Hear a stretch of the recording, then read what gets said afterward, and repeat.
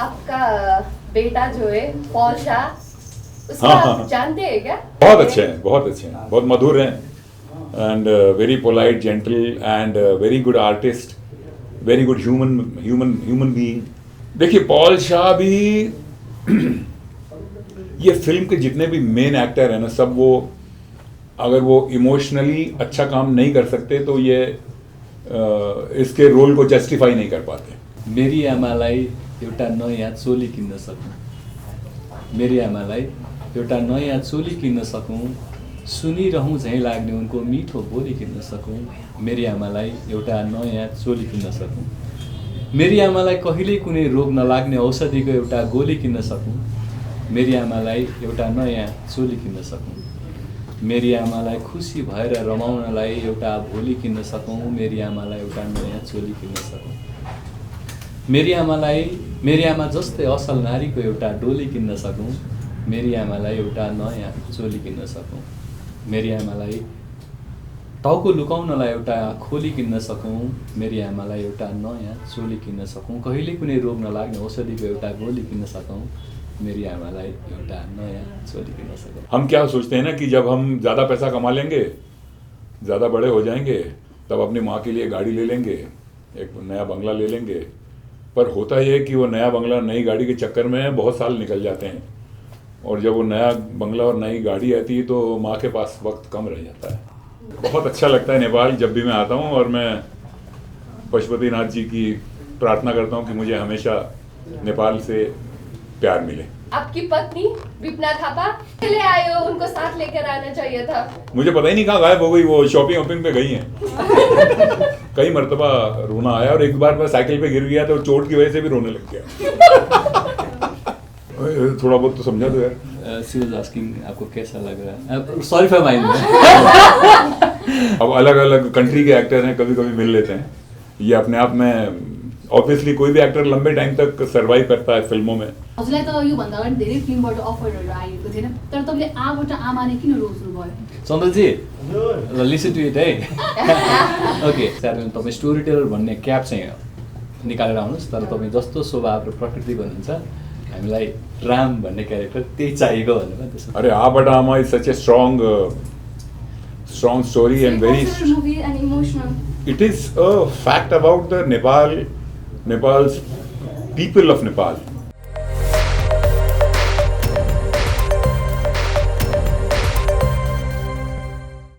Hello, namaste. Thank you. Wow. This is one for the hero, one for the father of the hero, and one for the director.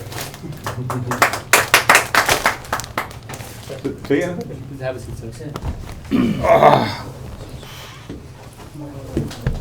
सर्वप्रथम यहाँ सम्पूर्णलाई एकदमै धेरै धन्यवाद, धैर्यताका पूर्वक हामीलाई प्रतीक्षा गरिदिनु भएकोमा। मेरो पनि पहिलोपटक यो रङ्गकर्मको इन्टरभ्यू हो।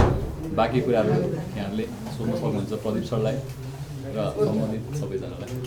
Okay, first of all, welcome to Nepal. Thank you, Pradeep sir. thank you. ये कितनी बार है नेपाल? ये मेरे ख्याल से 3rd या 4th टाइम होगा, क्योंकि रशो दीर्घा के लिए हम 2 या 3 बार आए और दूसरी बार मैं इसके लिए आया हूँ, तो it will may be the 5th trip. कैसा लग रहा है? बहुत अच्छा लगता है नेपाल जब भी मैं आता हूँ, और मैं पशुपतिनाथ जी की प्रार्थना करता हूँ कि मुझे हमेशा नेपाल से प्यार मिले। So Pradeep sir, this is your second Nepalese movie. So what motivated you to return back in Nepali film industry? Because the first film was hit. सिनेमा में that the hit means a lot. Film popular हो गई, चल गई, लोगों को अच्छी लगी, तो जितने भी लोग फिल्मों से जुड़े हैं, जैसे प्रोड्यूसर है, डायरेक्टर है, एक्टर्स हैं, उन सब के लिए बहुत इट्स लाइक ए खुराक, मतलब टॉनिक मिलता है। Popularity matters. जी बहुत ज़्यादा। How was your work experience with our storyteller Cyrus Pokhriel? He's a famous Nepalese storyteller. Yeah, Yeah. but he did not tell me anything in the film because we hardly worked together. Suspicious. Anyway, मतलब are you doing a storyteller part in the film? No. No, he's So how come is somebody calling you storyteller? No. Are you a writer? Yeah, Oh. I do storytelling besides that cinemas and all. So my profession is full-time storyteller, so they call me a storyteller. Story writer, very nice. Yeah. Okay, सयकृषिलाई चाहिँ कस्तो लाग्छ हाम्रो प्रदीप राउत होइन? अनि त्यसपछि अहिले first time नै होला हजुरले भेट्नु भएको, किनभने फिल्ममा सँगै काम भएको छैन भनेर भनिसक्नुभयो होइन? अहिले भेट्दाखेरि चाहिँ कस्तो लाग्यो त? सबैजनालाई चाहिँ एउटा के महत्त्वाकांक्षा हुन्छ भने आफूभन्दा अग्रज व्यक्तित्व जसले चाहिँ एउटा जगतमा एउटा जुनै पनि क्षेत्रको जगतमा चाहिँ एउटा नाम कमाइसकेको हस्ती उहाँहरूसँग भेट्न पाउनु नै एउटा इच्छा हुन्छ होइन। हामीले गजनी भनेर देखिरहेको मान्छेलाई देख्न पाउनु पनि एउटा सपना जस्तो थियो, तर उहाँसँग आबद्ध भएको चलचित्रमा आफू पनि एउटा प्रमुख पात्रमै खेल्न पाउनु त एकदम भाग्यको कुरा हो। अनि त्यो मानेमा पनि गदगद थिएँ। राजेशले प्रत्यक्ष उहाँबाट यसरी एउटै काउचमा बसेर आफ्नो अभिव्यक्ति दिन पाउँदा एकदम खुसी लागेको छ। Do I need to translate? थोड़ा बहुत तो समझा दो यार। She was asking आपको कैसा लग रहा है? Sorry for my English. And I said that meeting a legend is itself a blessing. अरे यार, आपने बहुत ज़्यादा बोल दिया। देखिए अलग अलग किस्म के एक्टर कभी कभी अब अलग अलग कंट्री के एक्टर हैं, कभी कभी मिल लेते हैं। ये अपने आप में ऑब्वियसली कोई भी एक्टर लंबे टाइम तक सर्वाइव करता है फिल्मों में, तो इसका मतलब दो चीज़ें हैं, एक तो उसका भाग्य अच्छा है, दूसरा उसका काम भी अच्छा है। साइक्रिस्टलाई मैले सोधेँ हजुरलाई त योभन्दा अगाडि धेरै फिल्मबाट अफरहरू आएको थिएन, तर तपाईँले आबाट आमाले किन रोज्नु भयो? चन्द्रजी लिसन टु इट है। ओके, यस्तो हो, म अभिनेता भएको थियो भने म धेरै अगाडि नै पनि आइसक्थेँ। मेरो पूर्णकालीन कर्म चाहिँ कथासँग सम्बन्धित भएको कारणले म त्यसमा एकदम मजा लिइरहेको थिएँ र अझै पनि निरन्तर लिन्छु नै होइन। तर त्यो भन्दै गर्दाखेरि सानोमा कहीँ न कतै हिरो बन्ने अथवा चलचित्रमा एक्टिङ गर्ने सोच त सबैको हुन्छ। अनि त देख्दा पनि ठिकै छस् हिरो बन भनेर जिस्काउने पनि धेरै हुन्छ नि त्यो साथीहरू। त्यो कुरालाई मैले एकदम सिरियसली लिँदैन थिएँ। जब मेरो स्टोरी टेलिङ पिकमा पुग्दै जान थाल्यो अनि सबैले चाहिँ तपाईँ चलचित्रमा अब कहिले देखिने भन्दा त्यो मजाक नै यथार्थमा परिणत हुँदै गयो कि। अनि चाहिँ त्यसपछि फिल्महरूबाट अफर आउन थाल्यो। अनि मैले चाहिँ म जस्तो छु त्यस्तै देखिन पाएँ चाहिँ ठिक छ, तर मैले आफूलाई रूपान्तरण गर्न पऱ्यो भने अझ बढी मेहनत गर्नुपर्छ र त्यसको लागि मैले समय दिन पऱ्यो। त्यस कारणले म अलिकति समय लिएर नै आउँछु भन्ने सोच थियो। तर चन्द्रजीले मलाई के गरेर अप्रोच गर्नुभयो भने साइक्रिस्टजी मलाई अरू चाहिएको होइन है, मलाई तपाईँ जस्तो हुनुहुन्छ नि अन एन्ड अफ क्यामेरा त्यस्तै मान्छे चाहिएको हो। त्यस कारणले तपाईँ स्टोरी टेलर भन्ने क्याप चाहिँ निकालेर आउनुहोस्, तर तपाईँ जस्तो स्वभाव र प्रकृतिको हुनुहुन्छ हामीलाई राम भन्ने क्यारेक्टर त्यही चाहिएको भनेर त्यस पछाडि म कन्भिन्स भएको। भनेपछि कथाले नै तपाईँलाई छुयो? कथाले त अभियसली छ। So Pradeep sir, you are known as action hero in India, but how you prepared yourself to do how you prepared yourself for Nepalese movie and especially on culture and so on? Are you talking about Abatama? Yes. अरे Abatama is such a strong story and very. Cultural movie and emotional. It is a fact about the Nepal's people of Nepal. क्योंकि नेपाल में जवान लड़के लड़कियां होते हैं, वो काम करने के लिए दूसरे मुल्कों में चले जाते हैं, दूसरे देश में चले जाते हैं।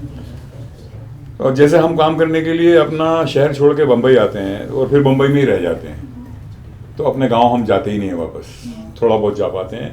Exactly same is happening in Nepal for so many years. So this is a masterpiece.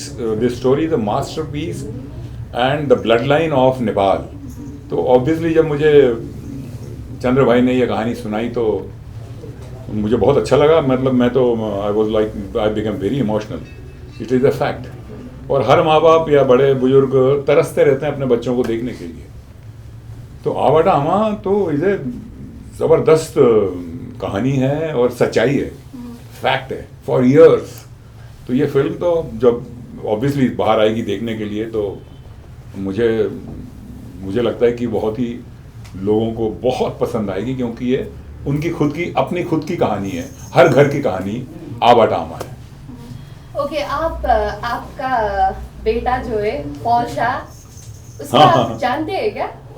नहीं जानता नहीं था, पर काम करते करते जानने लग गया। बढ़िया कैसे वो, उनका नेचर कैसा बहुत अच्छे हैं, बहुत मधुर हैं and very polite, gentle and very good artist very good human being, and इतना अच्छे इमोशनल इनैक्ट करते हैं वो, तो बहुत उनके साथ काम करके बहुत मज़ा आया।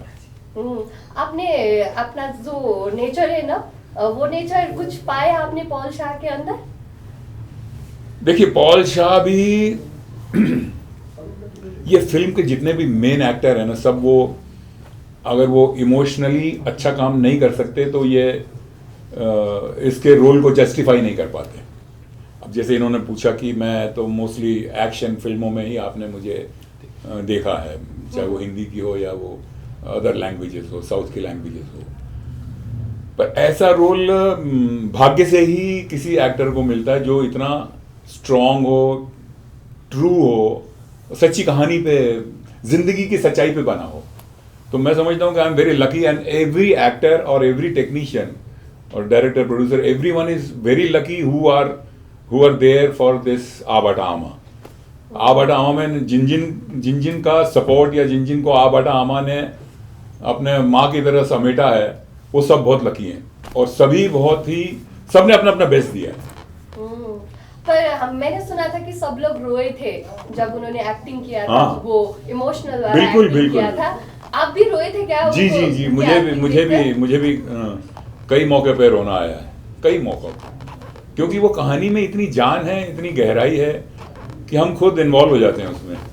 कि देखिए, एक्टर का तो काम ही यही है ना कि वो अगर वो बाप का या माँ का रोल कर रहा है या चीटर का रोल कर रहा है, तो वो चीटर बने, नहीं तो माँ बाप की तरह इमोशनल बने, वही एक्टिंग होती है। बहुत ही शानदार है, कई मर्तबा रोना आया, और एक बार मैं साइकिल पे गिर गया तो चोट की वजह से भी रोने लग गया। और आपकी पत्नी विपना थापा, पोतनी आपकी पत्नी थी, पोतनी पत्नी थी नहीं, पत्नी, वाइफ। हाँ। You missing her right now? आप अकेले आए हो, उनको साथ लेकर आना चाहिए था। मुझे पता ही नहीं कहाँ गायब हो गई, वो शॉपिंग पे गई हैं। नहीं, वो बहुत अच्छी, no she is a very, क्योंकि मैं उनको हमारी लास्ट फिल्म रसो दीर्घा से भी जानता हूँ ना, उसमें हम लोग वी वर इन अपोजिशन, वो और हम एक तरह से थोड़ा टकराव था उस फिल्म में। तो बहुत ही मंझी हुई, मतलब she has a very great experience in acting field. तो बहुत अच्छी एक्ट्रेस हैं, बहुत अच्छी ह्यूमन बीइंग हैं, बहुत विनम्र हैं और मधुर हैं, बहुत she is a very good lady. तो it is always big plus point to work with such people. आपको नेपाल में कैसी ऐसी क्या चुंबक है जो खींच के लेकर आ रही है? आप इतने सब खूबसूरत लड़कियां यहाँ हैं, तो कोई भी एक्टर आ ही जाएगा ना भाई बुलावे पे। नहीं, चुंबक तो क्या, विपना थापा एक चुंबक आएगा। नहीं विपना जी नहीं। चुंबक, देखिए, चुंबक ये होता है कि जो काम हम करना चाहते हैं, अगर हमको मनपसंद काम मिलता है तो वही एक्चुअली वही एक ग्रीड होती है कि अच्छा काम है। और मेरे अच्छे दोस्त हैं डायरेक्टर साहब, तो this is my 4th film with him. How was your chemistry with Vipana ji? आपने इससे पहले भी काम किया हुआ है और इस बार आपने फाइनली विपना जी को बीवी के रूप में। हाँ, विपना जी के साथ मेरी केमिस्ट्री बहुत अच्छी है, क्योंकि जब दो एक्टर सिर्फ काम के लिए नहीं, काम करते करते दिल से भी जुड़ जाते हैं ना, उनके बीच में एक इज्जत आ जाती है एक दूसरे के लिए, तो काम की क्वालिटी बहुत अच्छी आती है। तो आबाटा आमा में हमारा ऐसा ही हुआ है, क्योंकि दोनों बेटे को इतना चाहते हैं, मिस कर रहे हैं, रोना भी आ रहा है, बहुत सारी चीज़ें जब आप फिल्म देखेंगे तो पता चलेगा आपको। तो आप कैसे याद करेंगे अपनी माँ को? माँ को कौन भूल सकता है? इस दुनिया में शायद ही कोई होगा जो अपनी माँ को भूलेगा, और मेरी माँ तो अब रही भी नहीं, तो मेरे लिए उनकी याद बड़ी दर्दनाक, मतलब मुझे कई बार मुझे अपनी माँ की याद आती है, और हमेशा मैं माँ को ना पाके इस दुनिया में मुझे बड़ा अकेलापन और घबराहट होती है। मैं अभी भी अंदर से, शायद माँ के लिए तो चाहे कितना भी इंसान बड़ा हो जाए, माँ के लिए तो वो बच्चा ही रहता है ना, और आदमी बड़ा है, उसको माँ के लिए वो माँ एकदम भगवान के बाद या धरती पे तो माँ ही भगवान है। ऐसी क्या चीजें जो सबसे ज्यादा याद आती है जब माँ बोलती है ना हर वक्त, वो क्या चीजें जो याद आती है आपको? अभी होता ये था कि घर घर में या तो माँ डांटती है या पिताजी डांटते हैं। तो मेरे घर में मेरी माँ भी बड़ी सॉफ्ट नेचर थी, तो उन्होंने कभी भी शायद मुझे डांटा नहीं है। और पिता मेरे फौज में थे, तो उनके साथ मुझे बहुत कम रहने को मिला। तो एक तरह से हम सब के माँ बाप अनमोल हैं, अमूल्य हैं। मैं सबसे ख़ासतौर से यंगर लोगों से रिक्वेस्ट करूँगा कि इनका हम क्या सोचते हैं ना कि जब हम ज़्यादा पैसा कमा लेंगे, ज़्यादा बड़े हो जाएंगे, तब अपनी माँ के लिए गाड़ी ले लेंगे, एक नया बंगला ले लेंगे। पर होता ये है कि वो नया बंगला नई गाड़ी के चक्कर में बहुत साल निकल जाते हैं, और जब वो नया बंगला और नई गाड़ी आती है तो माँ के पास वक्त कम रह जाता है। तो मैं सबसे यही कहूँगा कि अपने माँ या पिता या बुजुर्गों का बहुत सम्मान करें, बहुत प्यार करें उनको, क्योंकि न जाने कब चले जाए वो। और फिर हम सिर्फ उनको याद ही करते रहते हैं। यही बटा आमा में भी है, इतना प्यार। साई ग्रेसी हजुर चाहिँ कसरी सम्झिनुहुन्छ आफ्नो आमालाई? मेरो पालो कहिले आउँछ भन्ने कुरो रोस् न तपाईँ चाहिँ सबैको आमा जस्तै हो। कुनै पनि आमाले सन्तानलाई यसको नासी जाओस्, बिग्री जाओस्, भत्की जाओस् भन्ने त हुँदैन। यदि संसारमा सेल्फलेस लभ अथवा बिना स्वार्थको प्रेम गर्ने कोही छ भने त्यो आमा मात्रै हो। हामी साथी सम्बन्धमा पनि केही न केही चाहना राखिहाल्छौँ। त्यसैको लागि चाहिँ मैले एउटा नारेसन गरेको थिएँ। यदि हजुरहरूले मलाई स्वीकृति दिनुहुन्छ भने म सानो सुनाउँछु। भाई ने अभी शायद एक बात कही कि बिना स्वार्थ के जो प्यार होता है वो सिर्फ माँ ही करती है। I totally agree with this. I salute my mother and I salute every mother. मेरी आमालाई एउटा नयाँ चोली किन्न सकूँ, मेरी आमालाई एउटा नयाँ चोली किन्न सकूँ, सुनिरहूँ झैँ लाग्ने उनको मिठो बोली किन्न सकूँ, मेरी आमालाई एउटा नयाँ चोली किन्न सकूँ, मेरी आमालाई कहिल्यै कुनै रोग नलाग्ने औषधिको एउटा गोली किन्न सकूँ, मेरी आमालाई एउटा नयाँ चोली किन्न सकूँ, मेरी आमालाई खुसी भएर रमाउनलाई एउटा भोलि किन्न सकूँ, मेरी आमालाई एउटा नयाँ चोली किन्न सकूँ, मेरी आमा जस्तै असल नारीको एउटा डोली किन्न सकूँ, मेरी आमालाई एउटा नयाँ चोली किन्न सकूँ, मेरी आमालाई टाउको लुकाउनलाई एउटा खोली किन्न सकूँ, मेरी आमालाई एउटा नयाँ चोली किन्न सकूँ, कहिले कुनै रोग नलाग्ने औषधिको एउटा गोली किन्न सकूँ, मेरी आमालाई एउटा नयाँ चोली किन्न सकूँ। वाह, कुछ समझ आया प्रदीप सर? और माँ के बारे में बोल रहे हैं, अमालाई मतलब माँ ही होंगी ना। बस उतना ही समझ में आया। माँ की तरह तारीफ कर रहे हैं। वाह वाह वाह, क्या बात है। साई ग्रेसीलाई चाहिँ प्रदीपजी तपाईँको बाबा भनौँ होइन, बाबा साउथ इन्डियन एक्टर पनि हुनुहुन्छ। नेपालमा चाहिँ नेपाली फिल्म इन्डस्ट्रीमा तपाईँ पहिलोचोटि पाइला टेक्दै हुनुहुन्छ, तर पनि धेरै एक्टरहरूको काम त देखि नै रहनु भएको होला। एरियाको फिल्म थिएटरमा पनि उहाँसँग काम गरिरहँदाखेरि चाहिँ नेपाली फिल्म इन्डस्ट्रीमा पनि यस्तो चिज चाहिन्छ है, यो चिजहरू चाहिँ हाम्रो एक्टरमा पनि लागु हुनुपर्छ भन्ने जस्तो केही फिल गर्नुभयो? यहाँलाई एउटा कुरामा स्पष्ट पारिदिन्छु, मेरो सुटिङ स्लट र सरको सुटिङ स्लटको टाइम चाहिँ सरको सकिएपछि मेरो इन्ट्री भएको हो। त्यस कारणले हामी स्क्रिनमा सँगै सेयर नगरे पनि हाम्रो कनेक्सन एकदम स्ट्रङ छ है। त्यस कारणले चन्द्रजी चाहिँ यस्तो डिरेक्टर हो जसले चाहिँ बलिउडको स्वादन, बलिउडको प्रविधि चाहिँ नेपालमा भित्राउनु भएको छ। त्यस कारणले टेक्निकल टिम पनि त्यहाँबाट इन्फ्लुएन्स भएर अलिकति टेक्निकल रिच आउटपुट निकाल्नु भएको मैले भेट्टाएँ। किनभने चलचित्रमा मेरो डेब्यू पहिलो होला, तर चलचित्रसँग सम्बन्धित कर्म चाहिँ मेरो पहिलो होइन। कहीँ कतै स्क्रिप्ट मा काम होला, कहीँ कतै प्रोडक्सन युनिटमै मैले त्यहाँ प्रत्यक्ष इन्भल्भमेन्ट छ मेरो। त्यस कारणले मैले देखेको छु है। अनि यो चलचित्रमा चाहिँ सायद उहाँको इन्भल्भमेन्टमा भएर पनि होला, वा चाहे हाम्रो डिरेक्टर साहबको अरू एक्सपिरियन्सले गरे पनि होला, प्राविधिक हिसाबमा चाहिँ एकदमै एउटा प्रोडक्सन भ्यालु चाहिँ रिच भएको मैले पाएँ।